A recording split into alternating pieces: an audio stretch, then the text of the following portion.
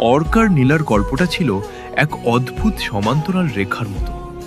তারা একে অপরকে ভালোবাসত তো ঠিকই, কিন্তু নিয়তির নিষ্ঠুর পরিহাসে তাদের গন্তব্য ছিল ভিন্ন। নীলার বিয়ে ঠিক হয়ে গেল অন্য এক পরিবারে। অর্ক জানত নীলার জন্য সে ছিল এক সুন্দর স্বপ্ন, কিন্তু বাস্তবতার কঠিন দেয়াল টপকানো তার পক্ষে সম্ভব ছিল না।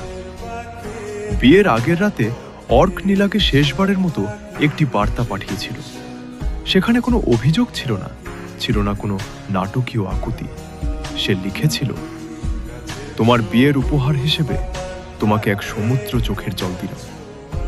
ভোর রাতের এই অভাগার চোখের পানিতেই তুমি তোমার জীবনের নতুন শুরুর আগে ফরজ গোসল সেরে নিও। আমার ভালোবাসা তোমার সারা জীবনের পবিত্রতা হয়ে বেঁচে থাকুক। নীলা জানালার পাশে দাঁড়িয়ে দূরের আকাশ দেখছিল। তার